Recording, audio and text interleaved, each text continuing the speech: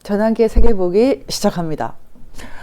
여러분 오늘 제목이 부정선거 건절을 위한 세계의 열쇠 이렇게 되어 있거든요. 사실 저희는 법치와 자유민주주의 연대 그리고 New Paradigm of Korea 저희 그 싱크탱크 그리고 법인 제목이 그렇게 되어 있지 않습니까?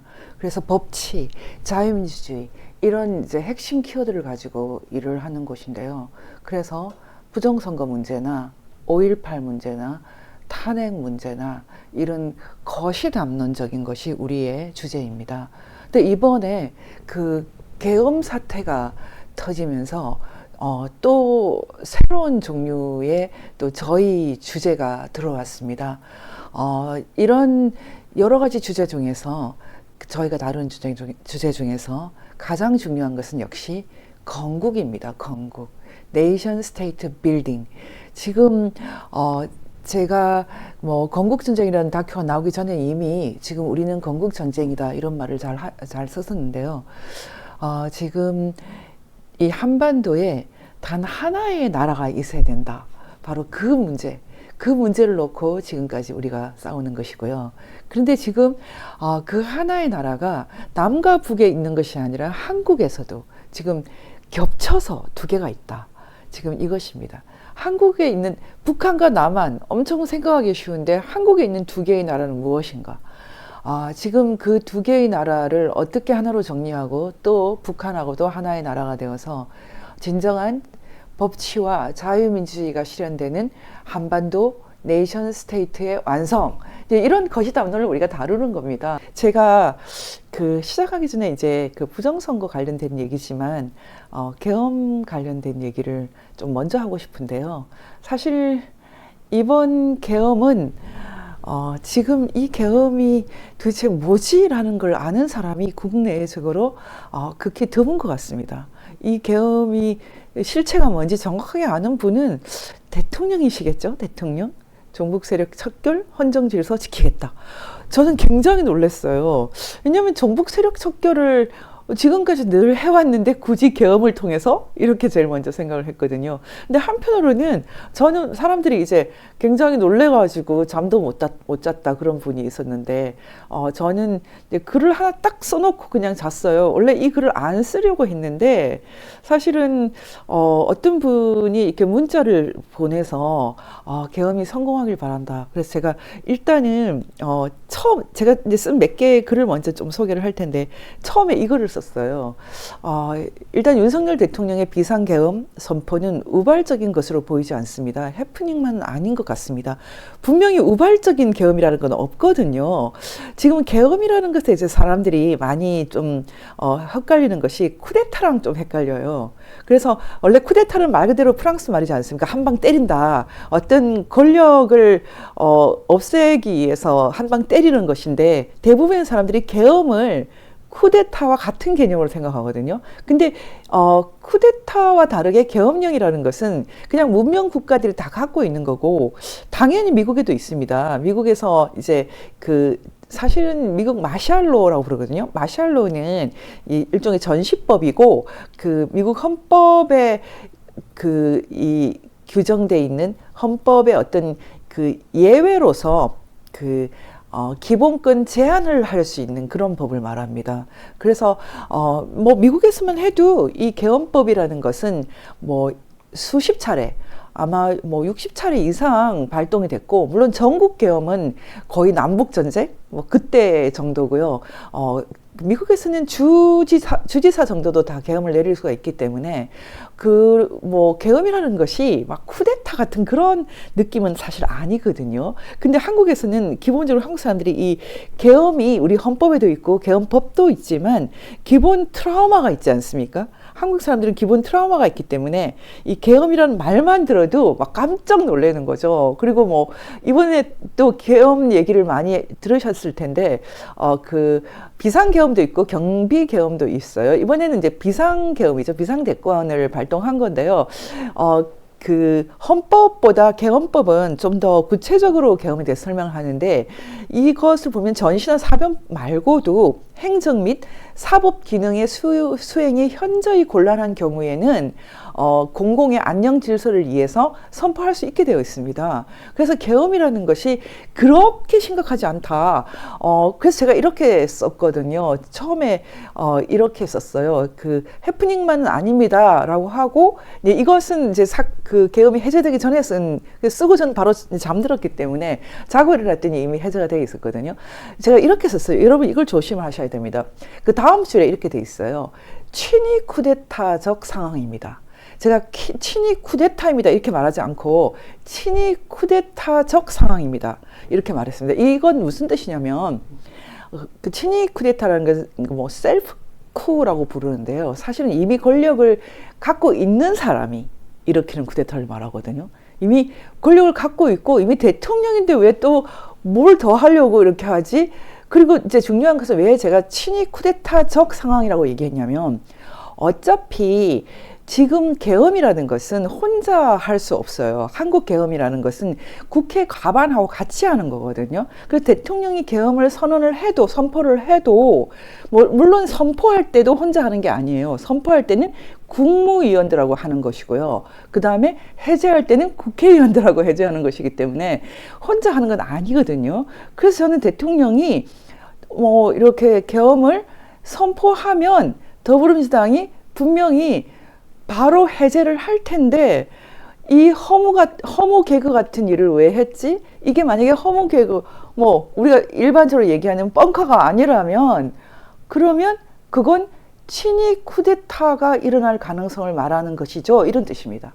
제가 친위 쿠데타적 상황입니다 이렇게 말했던 것은 어차피 해제될 걸 알고도 계엄령을 내렸다면 이것은 친위 쿠데타입니다가 아니라 쿠데타적 상황입니다. 이렇게 제가 얘기했거든요. 그 다음에 제가 이렇게 썼어요. 윤석열 대통령이 군대를 어느 수준으로 장악하고 있는지 알 수 없지만 데들록 상태에서 최후의 패를 든 것으로 보입니다. 이렇게 얘기를 했는데 만약에 국회가 해제할 걸 알면서도 계엄을 내렸을 때는 사실은 국회 과반이 못 되도록 그 전에 적어도 40명 이상을 체포한다는 뜻이 들어있지 않습니까? 그래서 저는 쿠데타적인 상황이라는 것은 한 40명을 체포하실라나? 잠깐 이런 생각을 했거든요. 그 정도로 군대를 장악하고 계시나?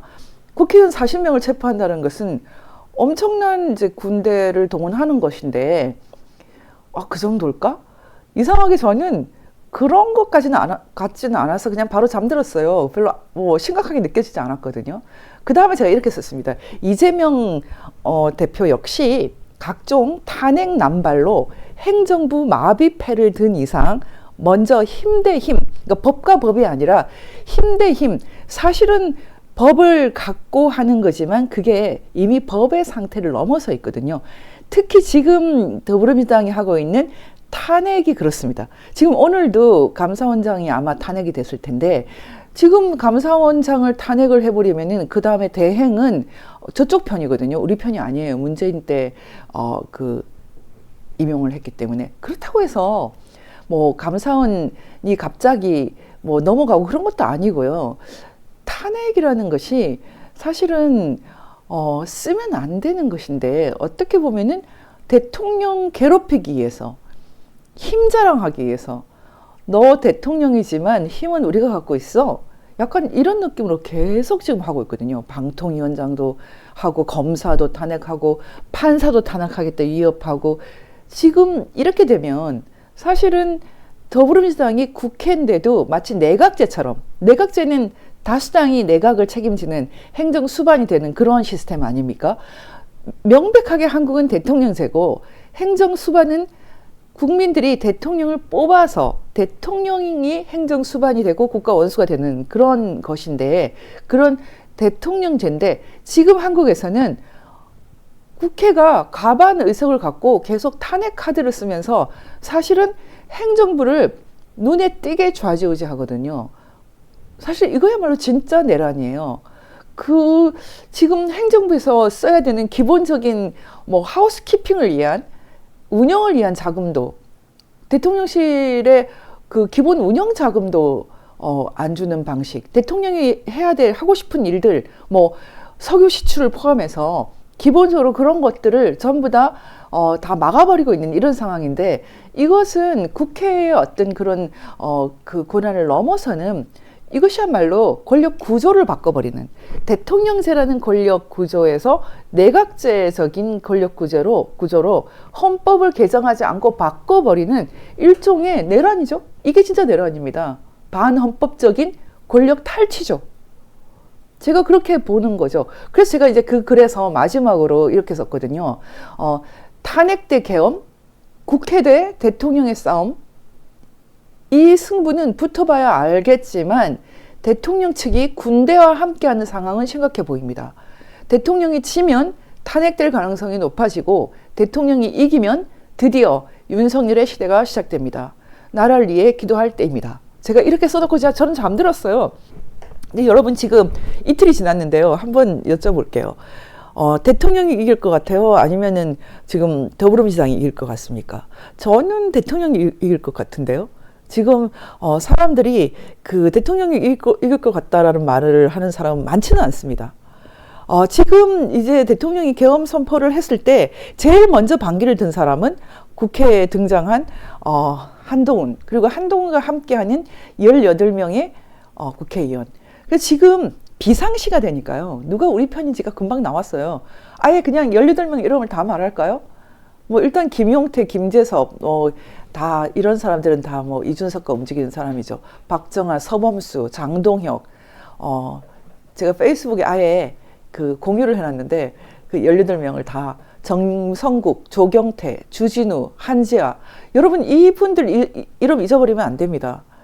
적어도 이 비상 상태에서 대통령의 뜻을 다 알기도 전에 그냥 다른 자리에 서버리면 우리 편은 아니죠.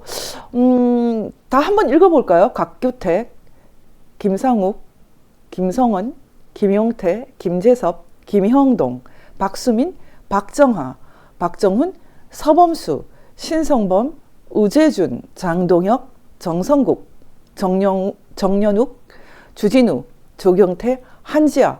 여러분, 이 사람들이 반기를 들면 지금 탄핵이 소추가 됐으니까요. 한 달쯤 있다가 의결이 되겠죠. 2016년과 똑같은 상황이 벌어질 텐데, 그렇다면 이 사람들이 합세를 하고 다시 이제 김무성, 유승민, 하태경, 이런 이제 탄핵을 주도한 인물들이 등장을 할 수 있느냐. 그러면 탄핵이 의결이 되겠죠. 근데 오늘 한동훈이 탄핵 의결하지 않도록 하겠다라고 손을 들었거든요. 항복을 했거든요. 그 사이에 마음이 바뀔 수 있지만. 마음 바뀌겠습니까? 지금 김무성, 유승민이 어떻게 돼 있는지 다 아는데 마음 안 바뀔 것 같아요. 어쨌든 지금 상황에서 탄핵 의결은 좀 어렵다. 이게 현실이죠. 그렇다면 이 상황에서 승부가 끝났습니까? 어제 제가 뭐 촛불 집회를 한다고 하던데 그 주변에서 이렇게 운전을 하고 있었거든요. 우리 같이 있었던 우리 PD가 찍어놓은 사진을 봤더니 뭐 깃발만 잔뜩 있는데 사람 별로 없더라고요. 그래서 야, 뭐 이쪽도 별로 새가 없네. 제가 그런 생각을 했어요. 그래서 지금 느끼는 것은, 지금 한번 제대로 싸워보지 않으면 누가 힘이 더 센지 모르겠다. 확실한 것은 탄핵 카드를 갖고 나오니까 이쪽에서는 어떻습니까? 이쪽에서는 계엄 카드를 갖고 나왔죠. 이 탄핵 카드라든지 계엄 카드는 평시, 그러니까 나라가 치세일 때는 안 쓰는 카드입니다. 지금 뭐 널찍널찍하게 줄을 서 있는데, 봤더니 제가 차 타고 쭉 갔더니 얼마 안 돼요. 몇백 명밖에 안 되는 것처럼 보이더라고요. 그래서 또 준비해서 또 권토중내 하겠지만, 제가 볼 때는 지금 탄핵 반대 목소리도 그렇게 치열하지 않습니다. 언론만 난리치고 있죠. 언론도 계속 난리칠 수 있을지는 모르겠으나 어쨌든 중요한 것은 이 탄핵은 이 계엄은 일찍이 우리가 경험하지 못한 계엄이다.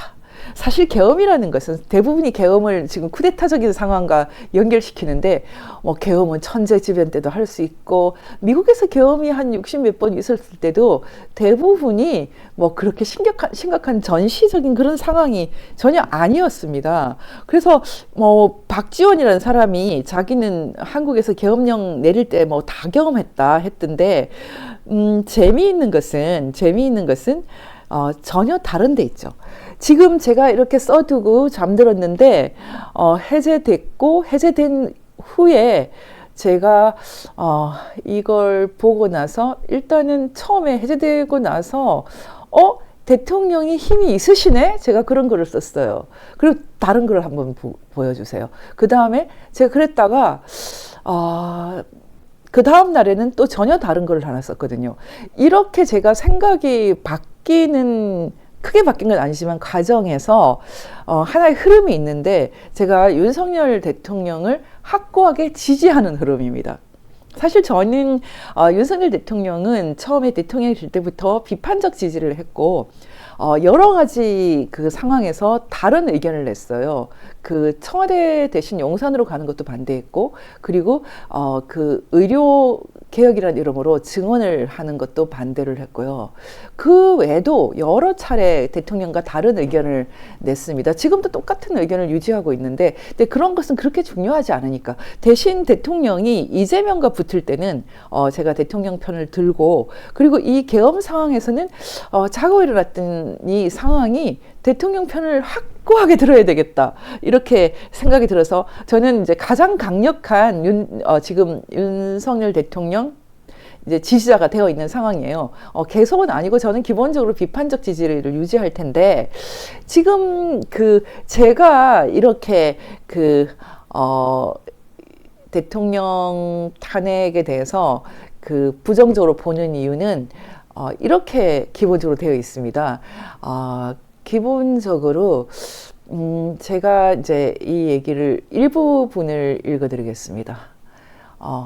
자기는 근엄한 우파라면서 부정선거 운운하는 것은 현실 감각이 떨어지는 극우고, 이번 계엄 사태는 극우들의 강난이라고 주장하는 사람들의 시대가 이번 계엄 사태로 끝났다.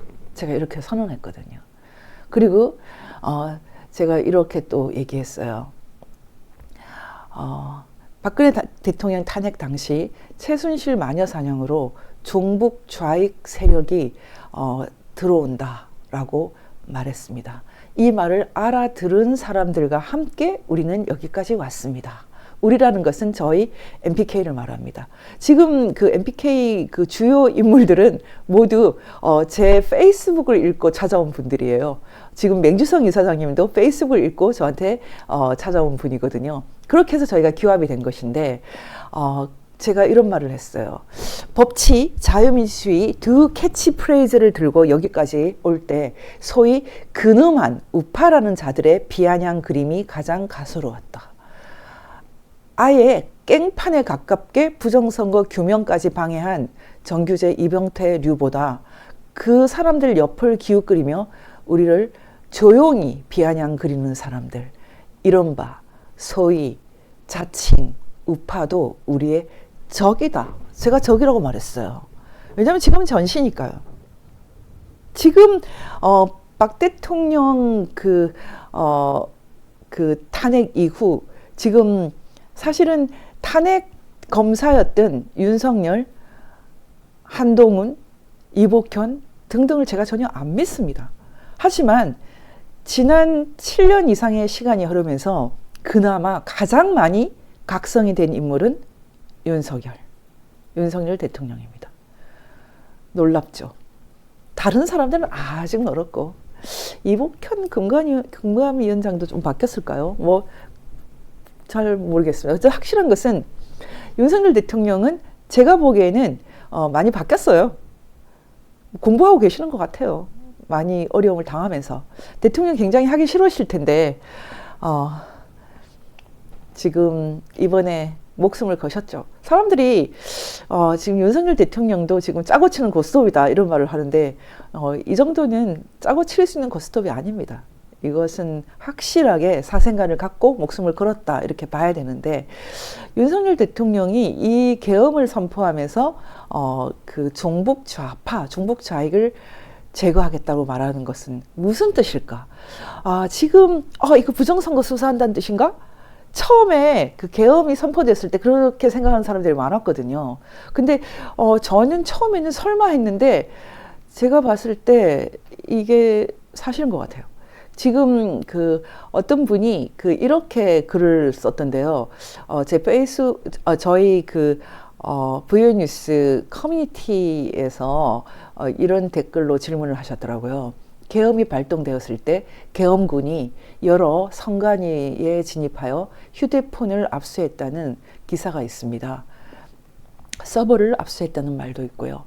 국회 진입은 연막이고 부정선거 수사를 위해 선관위를 트는 것이 목적이었다면 희망을 가져보고 싶습니다. 이렇게 말했거든요. 선관위는 헌법기관이라 계엄 발동이 아니면 압수가 불가능했을 것으로 봅니다. 이렇게 돼 있는데, 지금 여러분, 제가 이 댓글을 상당 부분 긍정합니다. 지금 온갖 언론들이 선관위는 헌법기관인데 건드렸다는 식으로 쓰고 있거든요. 이건 정말 정신 나간 말입니다. 이 언론에 이런 말이 절대 속으면 안 됩니다. 우리나라에 범죄의 자유를 누리는 그런 헌법기관은 존재하지 않아요. 대통령조차도 헌법, 특히 내란과 외환은 자유가 없어요. 지금 경찰에서 대통령 계엄 선언을 내란으로 보고 수사를 한답니다. 기가 막힌 얘기인데, 그러면은 헌법에서 계엄을 지어야죠. 대통령한테 권한을 줬는데 그 권한을 행사한 게 어떻게 내란이 돼요? 그러면 계엄법을 폐기를 해야죠. 웃긴 얘기 아닙니까? 지금 이 사람들이 계엄은 곧 쿠데타다 이런 식으로 생각하고 있는데, 심지어는 그 전두환 대통령도 전혀 쿠데타가 아니었어요. 쿠데타라는 개념은 권력의 일격을 가하거나 아니면 이미 권력을 쥐고 있는 사람이 더 큰 권력을 갖겠다는 건데, 전두환 대통령이 등장했을 때는 권력자가 돌아가셨어요. 암살이 됐습니다. 근데 어떻게 쿠데타를 합니까? 쿠데타를 시도했던 사람들을 수사하는 사람이었죠. 그리고 시도했던 사람들과 함께 움직였던 정승화 수사를 하다가 생긴 충돌을 가지고 쿠데타라고 하는 것인데, 이건 전혀 쿠데타도 아니고 친위 쿠데타도 아니죠. 근데 지금 쿠데타로 만드는 세력이 있는 겁니다.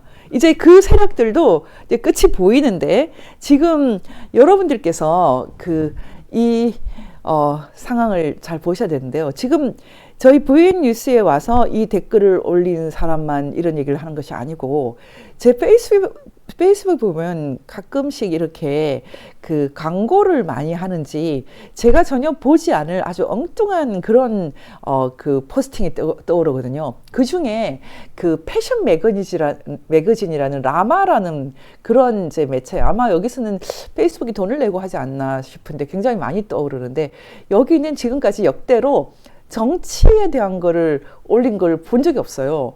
그냥 주로 여기서는 어떤 걸 올리냐면, 뭐 진짜 이상한 것들을 많이 올려요.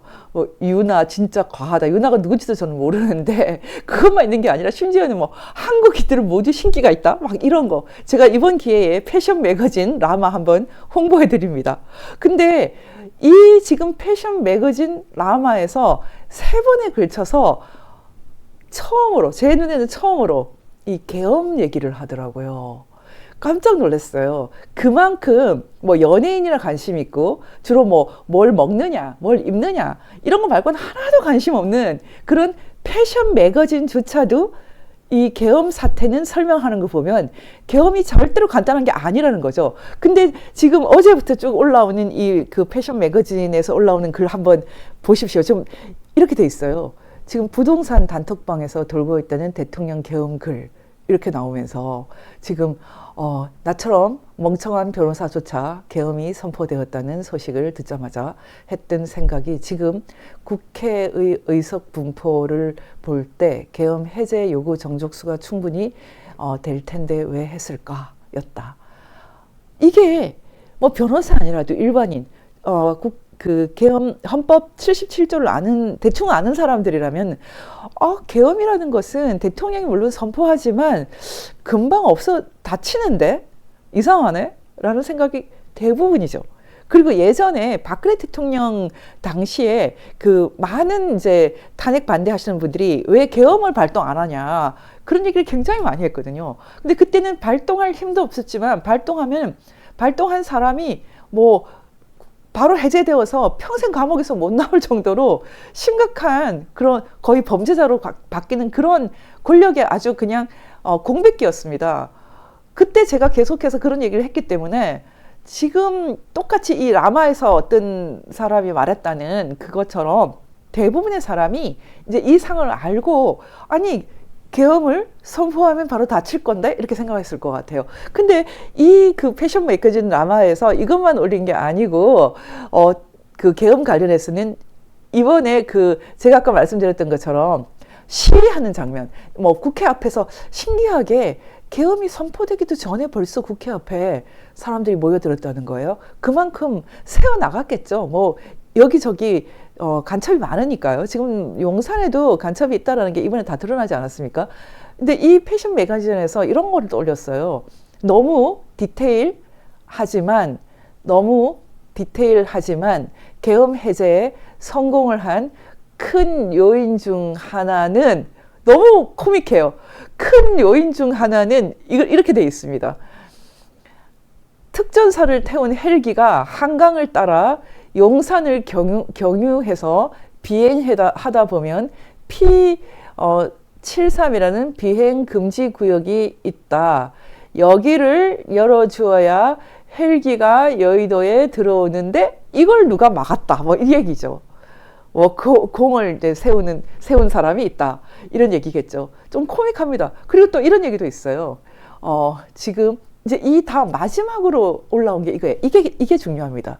지금 늘 뭘 먹을까 입을까 이 생각밖에 안 하는 그런 사람들을 위한 매거진이 갑자기 3개의 포스팅을 올렸는데 민주당 국정원 1차장 출신 박선원의 정보력. 여러분 이제 이걸 조심하셔야 됩니다. 박선원이 계엄령을 다시 내리지 않겠냐는 질문에 합참이 무력 장악하겠다. 입장 표시를 했다. 미국이 상황을 주시하고 민주당 주한 미국 대사랑 채널이 있다. 반드시 막겠다. 들어보십시오. 자기에게 들어온 첩보로는 원래 어젯밤 11시 긴급 담화 발표가 있고 김용윤 장관 사의를 수용하면서 이런 식으로 올려놨어요. 이게 패션 매거진입니다. 근데 여러분 여기서 굉장히 중요한 것은 일단 박선원은 누구인가입니다. 박선원은 누구입니까? 제가 국정원 금고를 맡은 박선원 누구인가? 방코 델타 아시아 북한 자금의 비밀이라는 강의를 한 3년 전쯤에 했죠. 여러분들이 이걸 다시 한번 볼 수 있도록 제가 다음 주부터 제가 출국을 하기 때문에 제가 없는 동안에 그 3주간의 몇 개를 재방송을 할 텐데 이 재방송을 하겠습니다. 박선원은 누구인가? 박선원에 대해서 제가 다는 말씀드릴 수 없어요. 하지만 확실하게 말씀드리는 것은 우리의 적이죠. 이 사람은 일단 뭐 여러 가지 에피소드가 있지만 정말 이 사람에 대해서는 좀 여러 가지 얘기가 있습니다. 일단 이 강의를 들으시고요. 확실한 것은 천안함 폭침은 북한이 아니다고 그의 입에 거품을 물고 말한 사람이고요. 그 다음에 방코 델타 아시아 북한 자금이 북한이 동결이 됐을 때 핵 문제 때문에 북한이 이거 안 풀어주면 핵 협상에도 안 나올 거야 이렇게 땡깡 부린다고 할 때 박선원이 그러면 미국 몰래 우리 한국 수출입 은행을 통해서 자금을 세탁해서 북한 돈을 보내주자 이렇게 말한 사람이에요. 이게 정상입니까?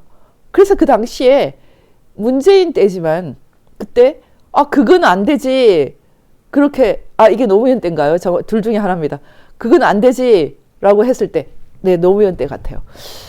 라고 했을 때 법무부 장관이 그건 안 되지 이렇게 얘기했을 때 그거 큰일 난다 그랬을 때 그 국무회의 중에 일개 비서관이 정말 상상을 초월하게 화를 냈다고 하거든요. 예전에 천영우 그 외교부 차관께서 이렇게 얘기를 하셨어요. 일개 비서관이 힘이 너무 세요. 이 사람의 힘은 어디에서 오는가? 이 사람이 노무현 대통령 당시 비서관을 할 때 사실 실세 중에 실세였어요.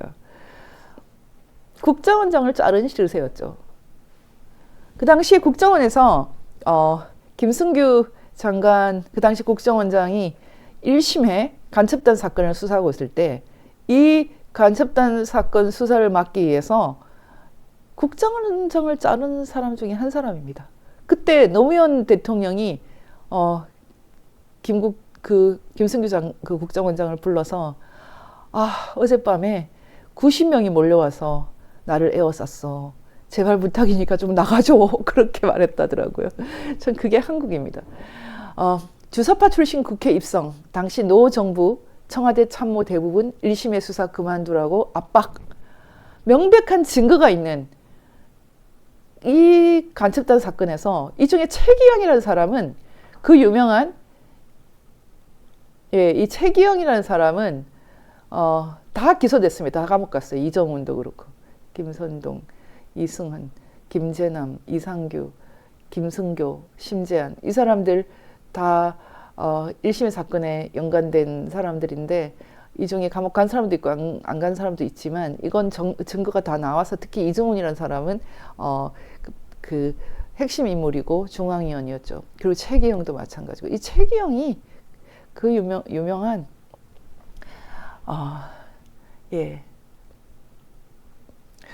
윤미향 가족이죠. 신우의 남편이죠. 그런 이제 상황인데요. 이 1심의 수사 당시에 이걸 막기 위해서 목숨을 건 사람 중에 하나가 박선원입니다. 네. 기가 막히죠. 지금 윤석열 대통령이 우리 편입니까? 박선원이 우리 편입니까?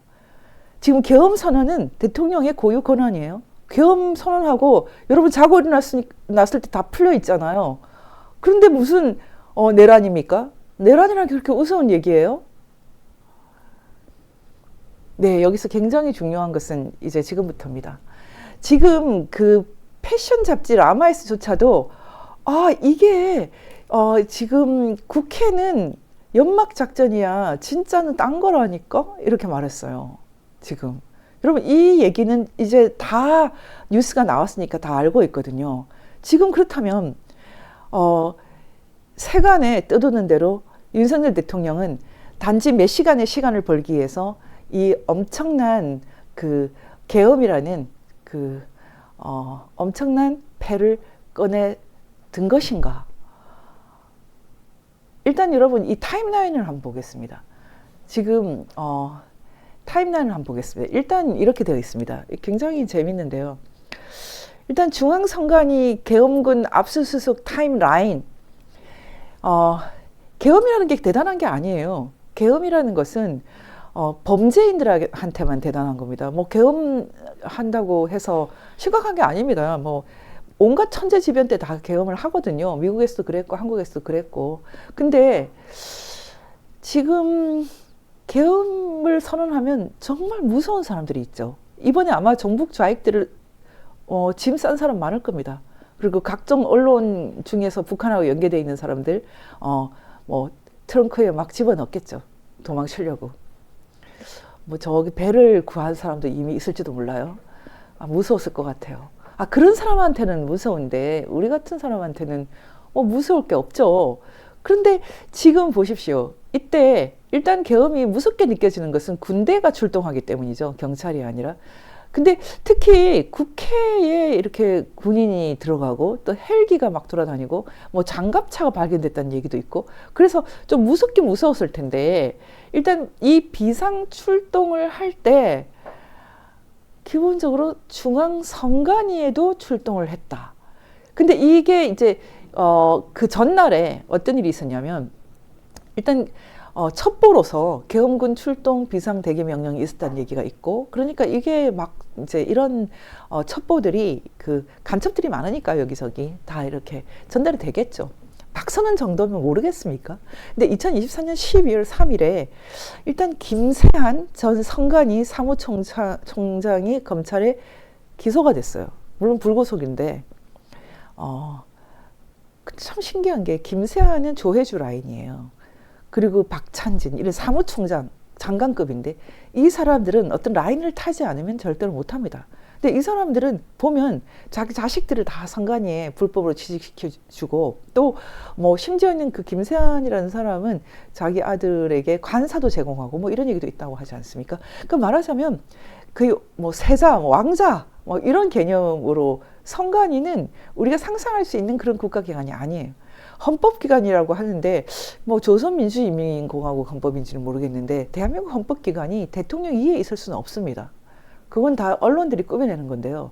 기본적으로 이 김세한 사무총장이 기소가 되는 사건이 있었고 그리고 오비 일학일 수도 있겠지만 그 선관위 사무총장 검찰 기소 다음에는 키르기즈스탄 대통령 접견이 있었어요.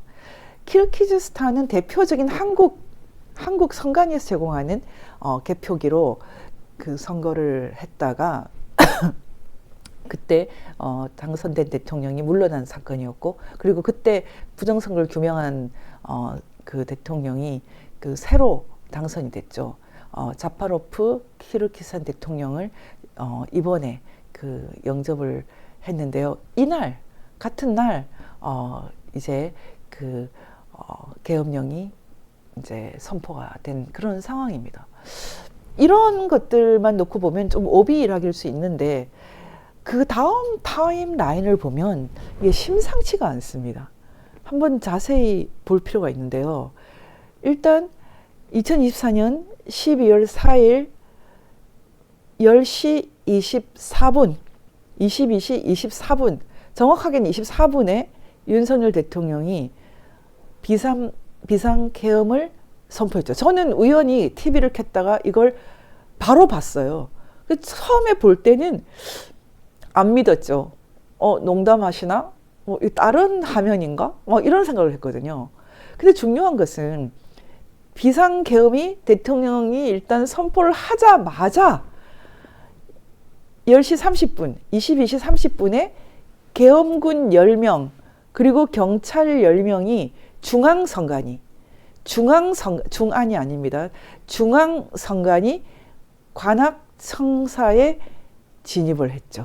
그리고 당직자 휴대폰 5대를 압수했다고 합니다. 지금 군복을 입은 사람들이 막 들어가가지고 이렇게 또 대통령이 지금 비상계엄 선포했는데 이렇게 들어오면은 뭐 휴대폰 안 내놓을 사람이 없습니다. 일단 휴대폰을 압수해서 소문이 안 났는지 모르겠는데 이 얘기가 보도가 안 됐어요. 빨리. 지금 나중에 보도된 것입니다. 계엄군이 중앙선관위 가천청사도 진입했다 철수했다. 이런 것은 그때 현장에서 제가 못 본 뉴스거든요. 이건 뒤에 나왔는데 이런 식으로 계엄군이 군복을 입고 선관위 들이닥치면 놀랐을 겁니다. 아마 이 사실을 알고 놀란 사람은 많겠죠. 저는 지금 이 계엄에 관련돼서 한마디 입을 열지 않은 사람이 이해찬인데 좀 신기하게 생각합니다. 저희가 지금까지 중요 인물로 얘기했던 사람 중에서 한 명도 말한 사람이 없어요. 박지원은 굉장히 중요한 인물이에요. 이 부정선거 관련돼서. 근데 이 사람은 워낙에 뻔뻔스러운 사람이니까 뭐 아마 주무셨을걸요? 잤을 겁니다. 저기 국회에서. 그러면서 허기 좋게 나는 뭐 이거 한두 번이 아니야. 뭐 그랬다죠. 뭐 다 봤어. 뭐 기가 막힙니다.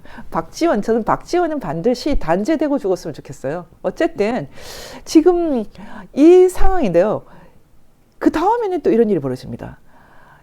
일단은 24분에 선포를 하고 바로 계엄군이 중앙선관위에 들어가고 언론에는 알려지지 않을 때 20분도 안 돼서 민주당이 긴급 소집을 했고 그리고 11시 25분에 계엄 사령관으로 육군 대장 박안수가 임명됐죠.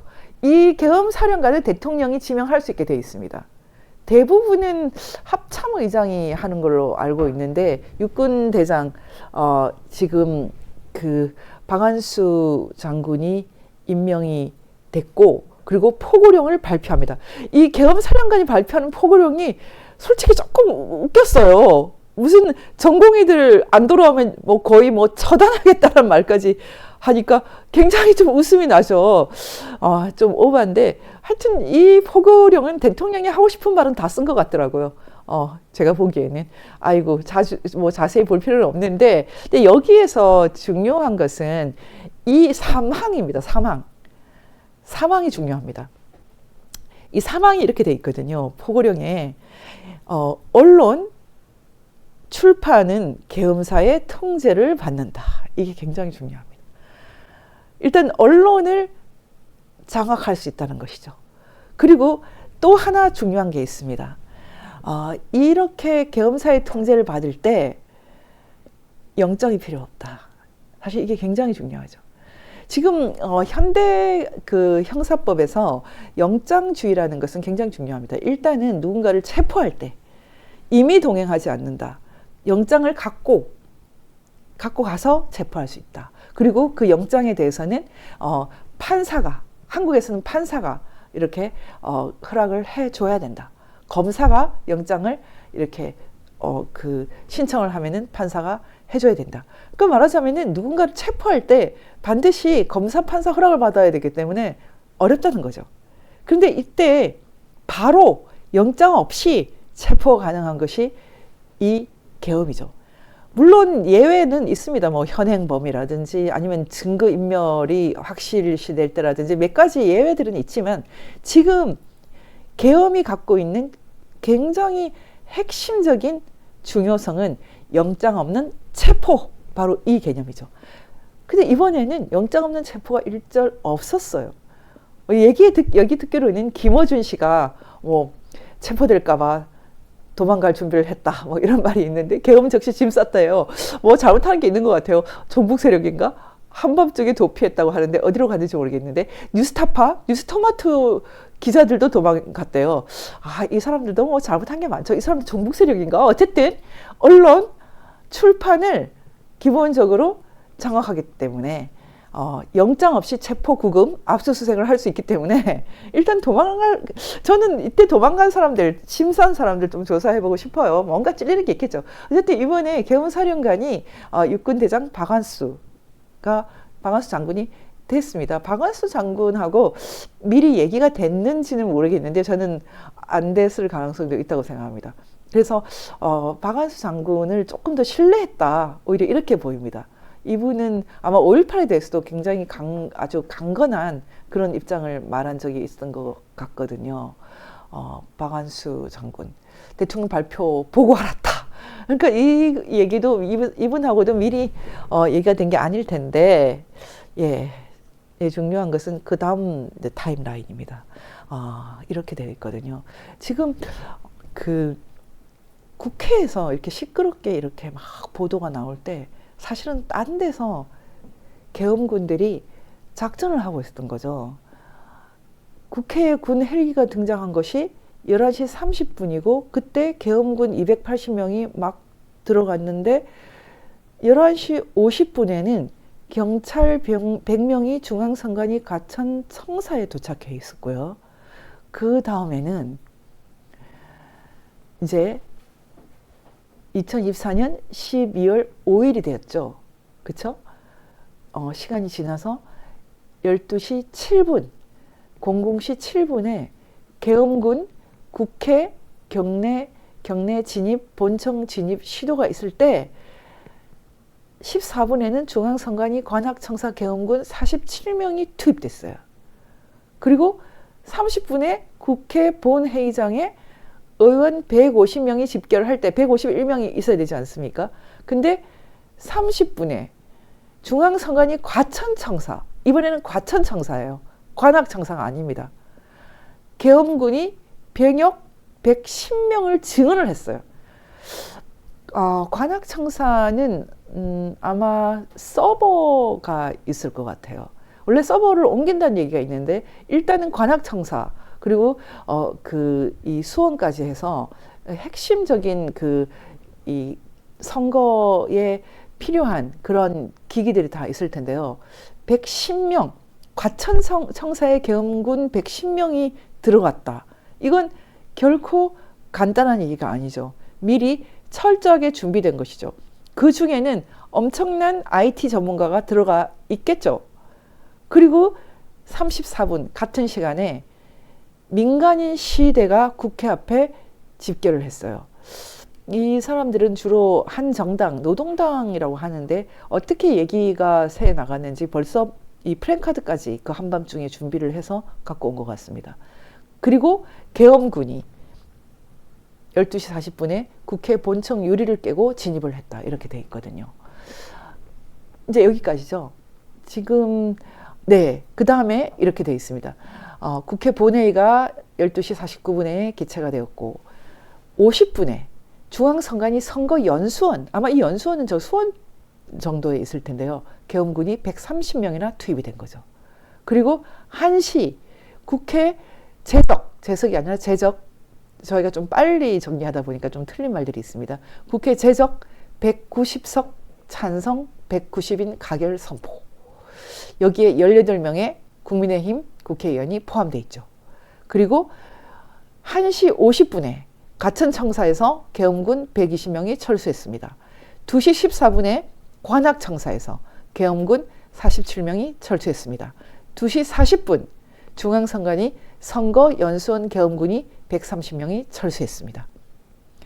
네, 일단 국회가 가결한 뒤에 차례로 철수를 하고 그 다음에 대통령이 계엄 해제를 선언하죠. 계엄 해제할 때도 역시 그 국무회의를 거쳐야 되기 때문에요. 일단 그 절차를 거쳐서 4시 26분에 대국민 담화를 시작했고 49분에 계엄사령부 해체를 했고요. 국무회의에서 계엄 해제안이 가결이 되었고 7시에 중앙선관위 경찰이 철수합니다. 여러분 이 타임라인을 보면 기가 막히지 않습니까? 근데 그 계엄 당시에 그 보도할 때 이 노란색으로 저희가 표현했던 이 시간에는 중앙선관위의 계엄군이 무슨 일을 하는지 저희가 몰랐죠. 지금 알게 된 겁니다. 지금 언론들이 막 보도를 시작을 했어요. 심지어는 제가 조금 전에 말씀드렸던 B급 매체인 그 패션 매거진조차도 뭐 이런 사진들을 올려놓거든요. 계엄군이 중앙선관위 과천청사도 진입했다. YTN도 지금 보도하고 세계일보도 보도하고 다 보도하고 있죠. 네, 여러분 이제 여기서부터 이제 이런 심각해지는 겁니다. 여러분이 보실 때 이렇게 계엄군 297명이 국회에 들어간 숫자랑 거의 같죠. 중앙선관위 청사를 덮치고 휴대전화를 압수하고 할 때 이런 것을 할 때 그냥 무작정 했을까요? 어디를 압수하고 무엇을 칠지 누가 알겠습니까? 사전 철저한 준비 없이는 어렵다는 거죠. 어렵다는 겁니다. 제가 오늘 이렇게 오늘 그 원학은 제가 부정선거를 근절하기 위한 세계 열쇠 이렇게 말했어요. 근데 제가 오늘 앞서서 먼저 이번에 그 계엄 타임라인을 먼저 보여드린 이유는 사실은 부정선거가 진정한 내란입니다. 부정선거가 진정한 내란이에요. 그리고 이 보이지 않는 내란 상태에서 그 내란을 통해서 권력을 획득한 사람들이 사실은 이 내란을 억지로 틀어막고 진압하고 있는 상태죠. 저희 같은 사람들은 열심히 일했지만 전혀 통하지가 않죠. 그리고 부정선거 관련된 노력을 한 모든 사람이 경선도 못 나간 민경욱 의원이나 아니면은 경선 통과를 했는데 잘린 도태우 변호사나 기타 등등 부정선거에 붙자만 말해도 국민의힘이든 더불어민주당이든 어디에서든 국회의원 할 수 없어요. 다시 말하면 부정선거 세력이 권력을 갖고 있기 때문에 사실은 내란 상태이기 때문에 전혀 부정선거가 규명된 바가 없습니다. 예, 진정한 내란은 이거죠. 진정한 내란은 부정선거입니다. 동의하시죠? 그렇다면 이 내란을 어떻게 진압할 것인가? 계엄으로 진압해야죠. 영장 없이 압수수색할 수 있는 것은 계엄밖에 없고, 지금 어떤 판사가 이거 수사하겠다 그러면 뭐 오케이 해주겠습니까? 어떤 검사가 영장 치겠습니까? 지금 대통령을 완전히 허수아비로 만들고 있는데 어떻게 가능해요? 그러니까 대통령이 할 수 있는 패를 꺼내들 수밖에 없죠. 이번 계엄은 적어도 부정선거를 위한 압수수색이면 정당한 거죠. 그래서 지금 한국을 걱정하고, 그리고 지금 박선원과 같은, 박지원과 같은, 심지어 이재명과 같은, 이재명이 올해 뭐라고 얘기했는지 아십니까? 한국에서 이 정도까지 김일성 세력을 뭐 김정은, 김정일, 김일성 노력 패배 않도록 애써야, 이런 사람이 어떻게 살아남습니까? 이거 30년 전에 이런 얘기하면은 사형이에요. 20년 전에 얘기해도 감옥 갑니다. 10년 전에 얘기해도 감옥 갑니다. 이런 사람이 지금 더불어민주당 뭐 지금 한국 최대 정당의 당대표예요. 여러분, 이게 바로 내란 상태죠. 한국은 내란 상태예요. 그리고 한국 언론들은 모두 내란 언론입니다. 이 내란을 누가 진압할 수 있는가? 우리의 윤석열, 오빠라고는 안 할게요. 대통령님, 이건 지지해야 됩니다. 지지해야 돼요. 이 정도까지 목숨을 걸면 이건 정말 박수 쳐야 됩니다. 대통령이 계엄을 선포했을 때 다짜고짜 알아보지도 않고 국회에 뛰어간 한동훈, 그리고 18명의 국회의원, 당신들은 내란에 가담한 사람들이죠.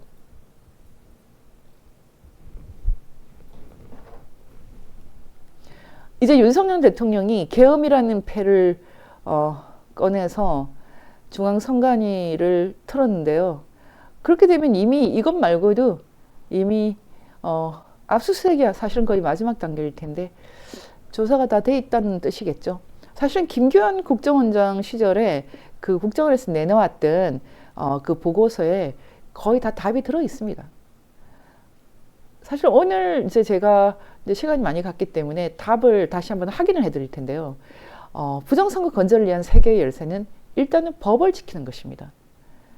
법을 지키는 것, 부정을 안 하는 것, 그리고 가장 중요한 법은 선거라는 것은 기본적으로 선거를 원활하게 하는 것도 있지만 선거 부정을 막는 것도 같이 있고, 그게 선거법입니다. 근데 지금 이 중앙선관위는 부정선거를 하기 위해서 선거를 원활하게 하고 투표율을 높이기 위해서 부정선거를 막는 장치를 다 제거를 했거든요. 제거를 했어요. 그 중에 하나가 공직선거법 제37조 명부 작성. 선거인 명부 작성 기준일부터 5일 이내에 선거인 명부를 작성해야 된다. 그런데 선거인 명부를 작성 안 해요.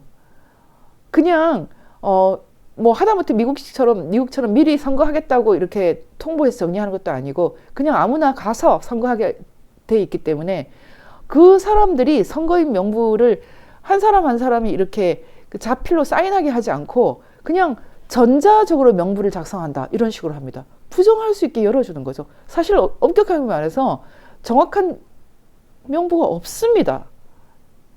공직선거법 37조 위반을 하고 있어요. 그리고 제일 핵심은 225조 선거에 관한 소청이나 소송은 다른 쟁송에 우선하여 신속히 결정 또는 재판하여야 한다.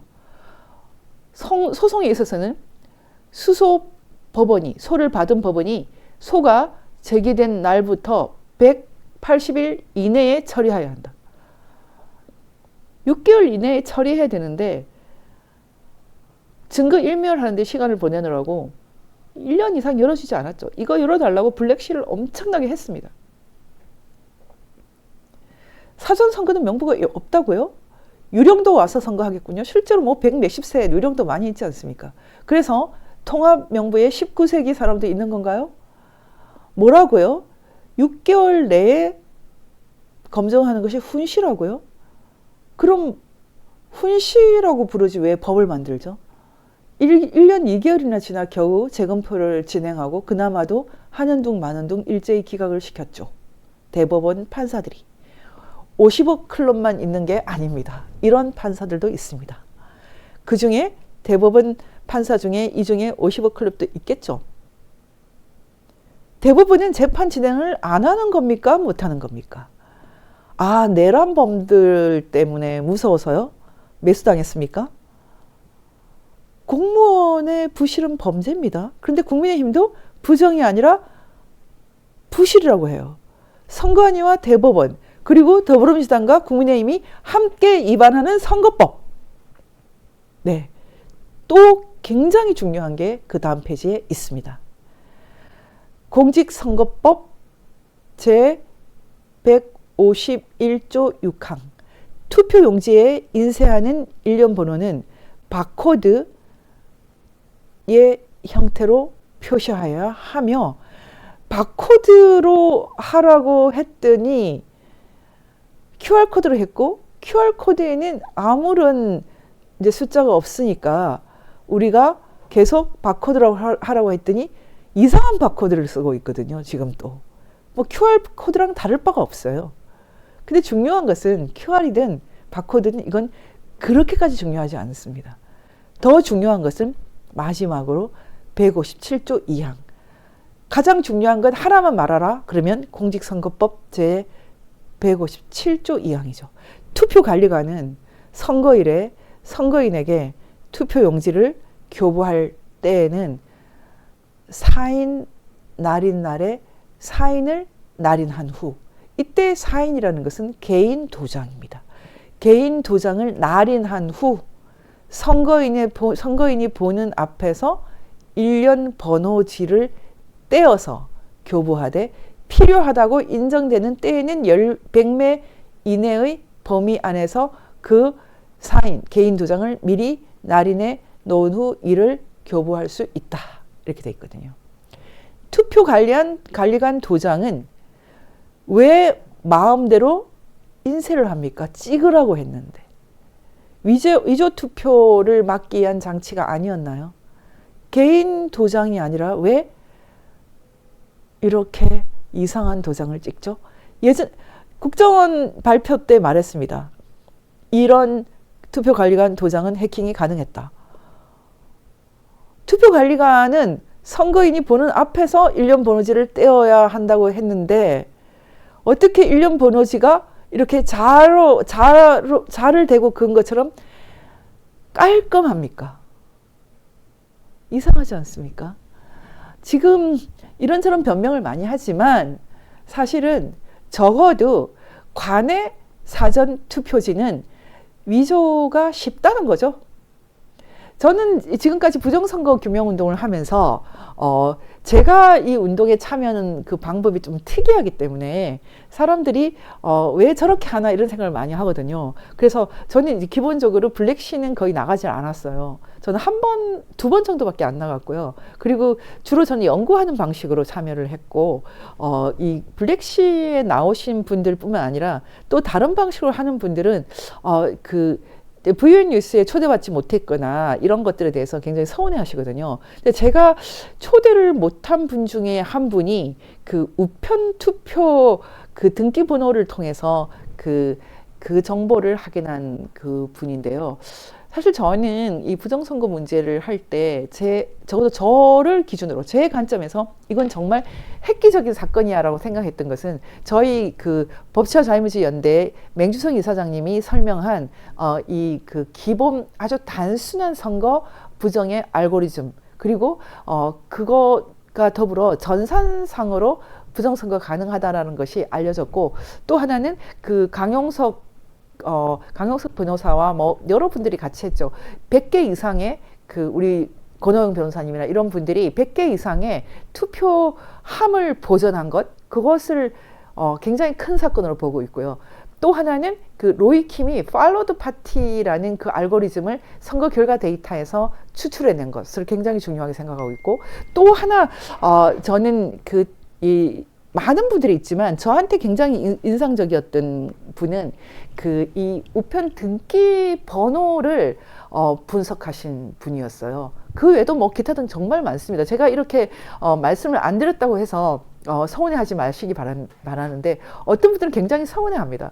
근데 지금 이번에 그 우편 투표 그 등기를 그 분석했던 분들, 이분은 유명한 그 상당히 뛰어난 프로그래머라고 합니다. 유종현이라는 분인데 그 춘천에 살고 계시다고 해요. 이분의 그 사모님이 저한테 연락을 주셨는데요. 이 사모님도 정말 수년간 그 자비로 춘천과 서울을 왔다 갔다 하면서 이 블랙시와 1인 시위를 했던 엄청난 분이었어요. 이분은 지금 그 저한테 소개하기로는 그 클린 선거 시민연대인가요? 거기서 활동을 하고 있다고 하는데 이분과 이 남편 되시는 유정현 그 프로그래머 이분들이 했던 작업을 제가 굉장히 대단하다고 생각을 했었거든요. 그런데 문제는 뭐냐면 제가 이 얘기를 거의 언급을 한 적이 없어요. 이번에 그 저한테 이제 항의를 주신 그 이영순 선생님 같은 경우는 사모님 성함이 이영순 선생님이에요. 그분이 저한테 항의를 할 때는 왜 우리가 제작한 당신의 한 표가 위험하다 그 다큐멘터리에 그 우편 투표 얘기가 없느냐 그런 얘기를 하시고, 또 이 우편 투표가 너무나 중요한데 왜 이걸 소홀히 하느냐 얘기를 하시는데, 사실 제가 최근에 이 우편 전산 기록을 분석하신 분을 계속 따로 찾고 있었거든요. 그래서 제가 이분을 딱 이번에 만나게 돼서 좀 놀랐어요. 근데 왜 이분들을 이제 와서 찾고 있었냐면 사실은 그 제가 섣불리 이 얘기를 할 수가 없었기 때문이죠. 그 중앙선관위의 서버를 관리하거나 뭐 아니면은 그 백업 서버는 그 한컴 MDS, 그 다음에 소프트웨어는 그 다산 그 네트워크스, 뭐 아니면은 이런 걸 다 그 설명을 했는데 한 가지 설명을 못한 것이 핸디소프트였거든요. 그 사실은 제가 그 핸디소프트가 우체국 전산망, 전국 우체국 전산망에 들어간 소프트웨어 제공한 것을 전혀 몰랐어요. 근데 그것은 제가 이제 지난달에 2차례에 걸쳐서 했던 그 강의, 우체국 등 공기관 담당 핸디소프트는 왜 어떻게 다산그룹에 넘어갔나, 이 강의를 준비하면서 사실 처음으로 핸디소프트가 어떻게 다산그룹에 넘어갔는지를 알게 되었고, 그리고 다산그룹의 다산 네트워크스가 그 북한과 중국과 어떻게 연결되어 있는지를 제가 한번 강의를 했는데요. 그 강의를 할 때 그 처음으로 이 핸디소프트가 다산그룹에 넘어가는 그런 과정을 이해할 수 있었거든요. 핸디소프트는 우정사업본부의 뭐 핵심 그 파트너고, 그리고 이미 20년도 더 25년 전에 1999년에 우정국 그룹웨어 공급업체로 선정됐고요. 그리고 핸디소프트를 그 설립하신 이 그 안영경 사장은 사실은 굉장히 뛰어난 그 IT 전문가입니다. 특히 그룹웨어 이런 여러 단말기를 연결하는, 그래서 88 올림픽 때 전산을 담당했던 분이거든요. 그래서 이 핸디소프트라는 한국 굴지 IT 기업이 다산 네트워크스에 정말 우스꽝스러운 제가 보기에는 우스꽝스러워요. 왜냐하면 뜬금없이 어떤 사람이 경영권을 사들여서 갑자기 그 핸디소프트 돈으로 구리강산, 몽골 구리강산을 투자하는 바람에 상장 폐지가 되지 않습니까? 그 쉽게 말하면 똥값이 된 회사를 다산그룹이 갖고 간 거죠. 그리고 자기들은 지금 다시 상장을 했어요. 그 과정을 쭉 보면서 제가 한국전자투표를 만든 다산그룹이 핸디소프트가 필요했던 이유가 바로 이것이구나, 이렇게 추측을 하게 된 거죠.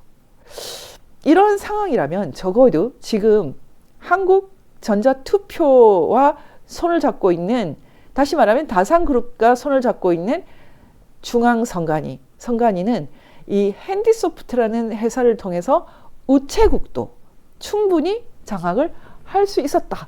그래서 이제 이 우체국 장악 메커니즘을 이해를 했기 때문에 그 우체국 등기 번호를 통해서 발견된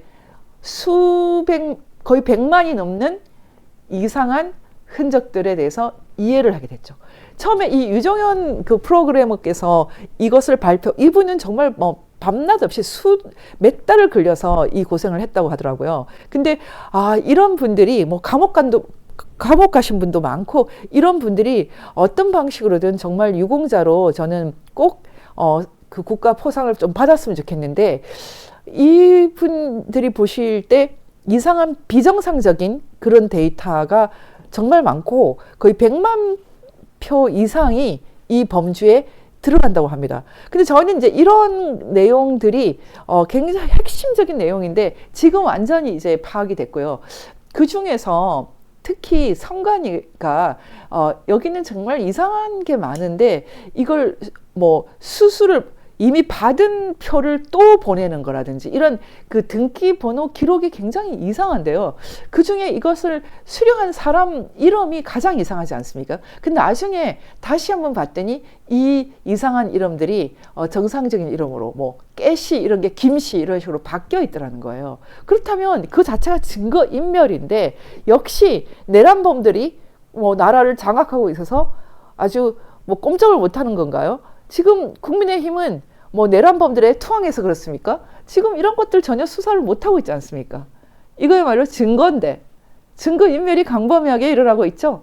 다시 말하면 지금 이 우체국 전산망과 그 다음에 그 중앙선관위의 소프트웨어만 장악을 하고 있으면, 비밀번호는 뭐 언제든지 자기들이 바꿀 수 있으니까요. 충분히 전산망을 통해서 표를 생산해 가면서 주입을 해 가면서 부정선거를 할 수 있다.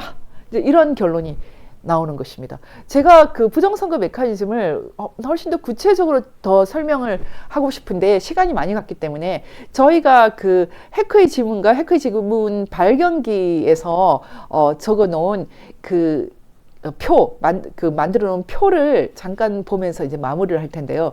여러분, 지금 해커의 지문은 절판이 되어 있고, 해커의 지문 그 발견기는 저희가 아예 책 자체를 그냥 공개를 해버렸습니다. 저희 mpknet.org 법치와 자유민주 연대의 그 저희 홈페이지에 들어가면 제일 위에 다운로드가 될 수 있도록 되어 있습니다. 저희가 많은 분들이 저희에게 이렇게 펀드를 제공하셨기 때문에 그 펀드로 아예 책을 공개를 해버렸습니다. 그 중에 이제 이 책에 들어있는 그 4.15 부정선거 전체 개념도가 있는데요. 4.10도 부정선거지만 저희는 4.15를 주로 핵심적으로 봅니다. 왜냐면 이때는 들키지 않을 걸로 생각해서 너무 허술하거든요. 그래서 증거들을 거의 주워 담을 수 있어요. 저희가 이제 그 여러 가지 방식으로 접근을 해서 분명히 그 선거 투표함을 열기만 하면 이상한 투표지들이 쏟아져 나올 것이다 라고 예상했는데, 실제로 뭐 배춧잎이니 일장기니 막 쏟아져 나오지 않았습니까? 근데 이것은 주로 4.15입니다. 그러니까 2020년 국회의원 선거인데요. 그때 4.15 부정선거 전체 개념도에 기본적으로 4단계가 있습니다. 4단계가 있는데, 첫 번째 단계가 일단 제도 및 정책이라고 되어 있고, 두 번째가 설계라고 되어 있죠. 첫 번째가 일단은 법을 지켜야 된다. 제가 이렇게 말씀드렸어요. 근데 이 부정선거 개념들을 보시면 알겠지만, 이 부정선거를 하기 위해서 첫 번째 설계 단계에서 일단은 국가가 제정한 법을 바꾸는 것. 말하자면 바코드 대신에 QR 강행을 한다든지, 투표 관리인 도장을 인쇄할 수 있도록 허용한다든지, 개인 도장을 찍으라는 법을 무력화시킨다든지, 사전투표 명부에는 자필 서명을 허용하지 않는다든지. 말하자면 제일 먼저 단계가 법을 무너뜨리는 것입니다. 제도 및 정책을 바꾸는 것입니다. 그리고 사전투표를 누가 얼만큼 했는지를 모르게 하기 위해서 CCTV를 막아버리고, 심지어 밖에서 얼마나 찍는지를 알기 위해서 촬영하려고 하면 감옥에 넣어버리고, 이런 제도 및 정책을 무력화시키는 것, 준법 못하게 하고 법을 마음대로 선관위가 바꿔버리는 것, 이런 거 헌법기관이 하는 거예요. 첫 번째 단계는 일단 제도 및 정책인데, 이 첫 번째 단계가 법을 어기는 거죠. 그래서 부정선거를 막으려면 제일 먼저 준법, 법을 지켜야 됩니다. 이게 굉장히 핵심입니다. 그러면 두 번째, 제가 제도 및 정책 2단계를 이제 바꿔서 말씀드렸는데, 일단 그 1단계는 부정선거 전체를 설계하는 단계가 있습니다. 이 전체를 설계할 때 제일 중요한 것은 여론조사나 빅데이터 수립. 빅데이터 수립은 기본적으로 방송 3사가 아니라 통신 3사를 장악하면 너무 쉽죠. 여론조사를 통해서 전체적인, 아니면 인구 센서스나 센서스를 통해서 표심을 아는 작업이 제일 먼저고, 그 다음에 이 여론조사를 통해서 이제 그 결과가 예측이 되면 이 예측된 결과를 바꾸기 위해서, 이것을 부정선거 하는 사람들은 보정이라고 부릅니다. 우리는 조작이라고 부르는데 그들은 보정이라고 부르고, 보정을 할 때, 자신들이 보정할 때, 우리식으로 말하면 조작을 할 때 일단 당락을 바꾸고, 그 다음에 심지어는 그 선거비를 보전받기 위해서 약간만 높이면 절대 당선이 안 되는 지역, 경북 이런 데도 조금만 이렇게 얹어줘가지고 선거비는 받아가도록, 이런 식으로 보정하는 것도 있고요. 그 다음에 4.10은 아닐 텐데 4.15 부정선거에는 이 프로그램을 짜는 사람들이 장난을 친 게, 여기에다가 그 계획을 짤 때 Follow the Party라는 그 알고리즘을 넣어서 이거 누가 만들었는지 자급자 표시를 한 그런 게 있죠.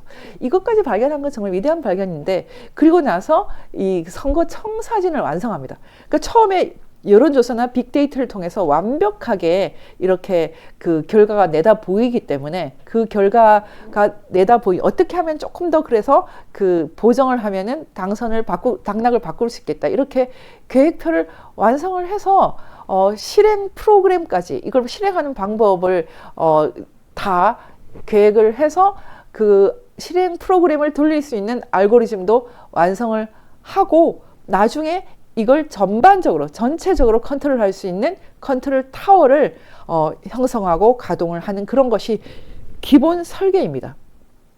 이런 컨트롤 타워는 몇 사람이 필요가 없거든요. 전선 전문가 한 사람이 해도 되지 않을까요? 거의 한두 사람이 되지 않을까요? 그리고 이게 저는 제가 생각할 때는 한국 내에 모처에 있다고 생각하고, 지금 정치권을 요동치게 만드는 요인도 바로 이 비밀이다. 이게 바로 우리의 생각이고요. 두 번째 단계가 제도 및 정책을 수립하는 것인데, 이건 기존의 법을 살짝 바꾸는 것입니다. 기존의 그 법이라는 것은 부정을 못하도록 하는 법인데, 자신들이 부정하기 위해서 있는 법을 막 바꾸고, 나중에 그 재판부에 압력을 넣어서 판결로 이걸 확정을 시키는, 이런 무시무시한 내란을 획책하고 있습니다.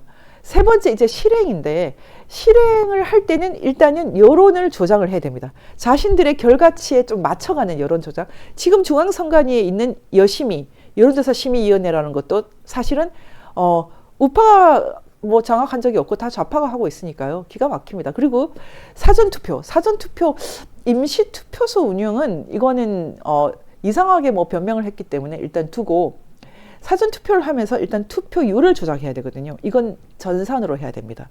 투표율을 먼저 조작을 해서 이만큼 많이 했다라고 얹어놔야 되기 때문에, 그래서 사실은 몇 명이나 투표했는지가 밝혀지면 안 되는 거죠.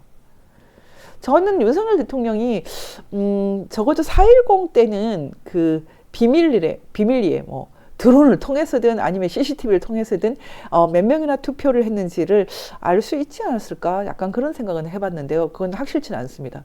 그리고 나서 처음에 청사진을 맞춰서 미리 사전에 실물표를 준비를 해야 되고요. 그리고 이 표를 넣을 때 가장 쉽게 넣는 방법이 바로 우편투표입니다. 이 우편투표가 이상하게 투표지가 이렇게 굉장히 여러 군데를 돌아다니게 돼 있어요. 어떤 것은 포항에서 했는데 그 대전을 갔다가 세종시를 갔다가 이런 것도 있고요. 그런 걸 다 밝힌 분이 그 유종현 프로그래머입니다. 지금 이렇게 해서 그 실물표를 준비하고, 이제 어려운 것은 언제 집어넣는가인데, 가장 집어넣기 쉬운 것은 우편투표. 실제로 우체국은 너무 여러 사각지대가 있기 때문에 저는 주로 우편투표라고 생각을 하고 있습니다. 그리고 개표. 개표 때도 어느 정도 부정이 가능했다 이런 의견들이 있는데요. 전자개표기 이런 것 저희는 그렇지만 이것은 개표 때는 있었다 하더라도 10% 안쪽일 것이다 이렇게 보고 있어요. 그리고 최종 결과 발표 최종 결과는 그 선거가 끝나자마자 선관위 홈페이지에 공개가 돼야 되니까 이 데이터는 움직일 수가 없어요. 그리고 이 데이터를 통해서 저희가 팔로드 파티 그 알고리즘을 발견했거든요. 기본적으로 부정선거를 실행할 때 가장 중요한 것은 투표율을 높이는 것이고 그리고 몇 명이나 찍었는지 들키지 않는 것인데 몇 명이나 찍었는지 들키지 않도록 하는 장치가 바로 개인 도장을 못 찍게 하는 것 그리고 명부를 작성하지 않는 것. 그래서 부정선거를 하려면 이 두 개만 일단 해도 사전 부정선거는 상당히 막을 수가 있습니다. 투표하시는 분들이 개인 도장을 찍게 하고 투표관리관이 도장 찍게 하고 투표하시는 분들이 이 실물 명부에 사인을 하게 하는 것. 이것만 해도 좀 막을 수가 있습니다. 첫 번째는 그래서 준법입니다. 법에 있는 것을 지켜라. 두 번째는 전산관리인데요. 이 전산관리는 일단 독점적으로 전산을 관리하는 다산 네트워크를 쳐야 됩니다. 다산 네트워크를 수사해야 됩니다. 어떻게 다산 네트워크가 엄청난 그 돈을 중국 하웨이를 통해서 텐센트를 통해서 이렇게 벌어들입니까? 이건 놀라운 얘기 아닙니까? 그리고 갑자기 건물을 팔아서 수백억, 천억 단위의 돈을 벌어들입니까? 그리고 핸디소프트를 사들입니까? 한국전자투표를 만들고 그리고 거기는 통신사의 노조위원장이 대표가 되고 이런 건 다 있을 수 없는 얘기죠. 그냥 이 자체가 내란 상태입니다. 이거 수사해야죠. 이런 거 수사할 수 있는 파워가 없기 때문에 계엄 카드까지 나온 거 아닙니까? 저는 앞으로도 이렇게 계속해서 수사가 어렵다면 계엄 카드 써야 된다고 생각하거든요. 이게 내란이에요? 내란범 잡는데 이 계엄 카드 쓰는 게 뭐가 내란이에요? 부정선거는 내란이에요. 그리고 마지막으로 제가 사후감사 이렇게 말했습니다. 지금 이 사후감사에 있어서 가장 중요한 역할은 재판부죠. 지금 판사들이 55 클럽 이런 얘기도 나왔지만 판사들이 광범위하게 타락한 것 이건 정말 슬픈 얘기인데 이번에 그 이재명을 무죄로 만들어준 판사 참 정말 너무 기가 막힌 얘기입니다. 위증 교사를 한 문제 때문에 그 위증범은 감옥에 가고 교사한 사람은 무죄고 이런 일이 벌어지는 것은 전반적으로 기본적으로 재판부의 타락인데 그 재판부가 1심 재판부만 타락한 것이 아니라 3심까지 대법원까지 타락한 것이 가장 심각한 현실입니다. 그래서 부정선거 근절을 위한 세계의 열쇠는 일단 법을 지켜라. 두 번째는 전산관리를 왜 다산 네트워크스 한국전자투표에 독점을 주느냐 핸디소프트에 독점을 주느냐 핸디소프트 다산 네트워크스는 북한 중국과 같이 해킹을 할 수 있는 능력을 주는 소프트웨어 전문가를 기른 그런 회사인데 선거는 안보 문제입니다. 지금 종북 좌파 얘기가 나온 게 바로 이것 때문 아닐까요? 선거는 안보 문제예요. 그리고 검사도 선거는 공안검사가 다루거든요. 지금 내란범들이 나라를 장악하고 있기 때문에 완전히 이런 국가 형벌권 자체가 고장이 났으니까요. 내란범은 계엄으로 다스린다. 이거 아이디어 어떠세요? 내란범들이 지금 행정부를 탄핵을 통해서 무력화시키고 있는데 이제 주거니 받거니 해야 됩니까? 탄핵 한번, 계엄 한번?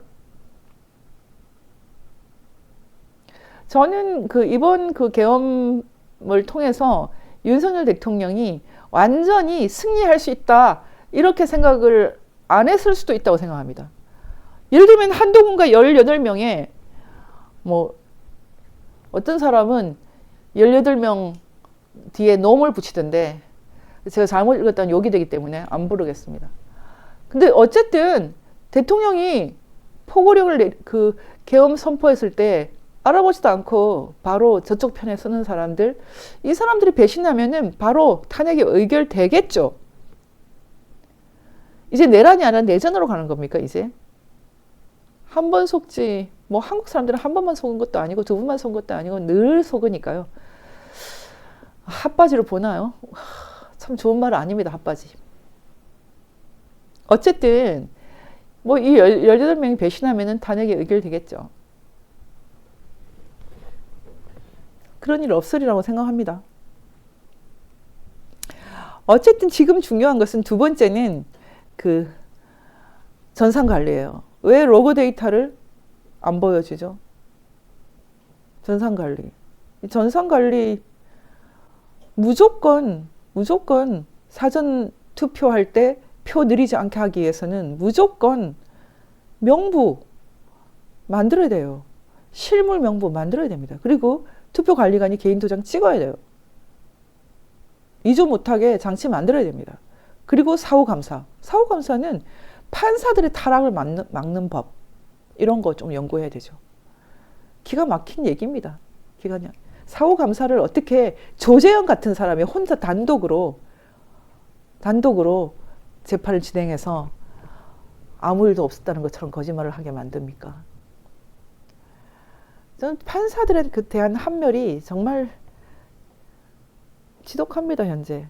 결론을 이렇게 내리겠습니다. 벌써 시간이 많이 갔기 때문에. 지금 한국은 부정선거 내란 상태다. 부정선거 내란 상태를 정리하는 방법은 계엄밖에 없다. 계엄이 아니면 영장 없는 수색이 안 된다. 영장 없는 체포가 안 된다. 지금 한국이 내란 상태라는 것을 모르는 타락한 한국 국민들이 이래도 좋다 저래도 좋다 폼페이 최후처럼 살고 있지만 깨어있는 사람도 많습니다. 깨어있는 분들이 이 상황을 정리할 것입니다. 일단 윤석열 대통령을 보위해야 됩니다. 그리고 부정선거 규명 투쟁을 해야 되고요. 소위 우파들, 우리의 적이라는 것 이제 확실하게 해야 됩니다. 극우라고요, 우리가? 대한민국은 그렇다면 극우의 나라죠. 반공자유민주주의 건국을 한 이승만 대통령이 극우면 우리가 당연히 극우 되는 거 아닙니까? 영광스러운 이름. 내란범은 계엄으로. 오늘 전환기의 세계보기는 여기에서 마칩니다. 감사합니다.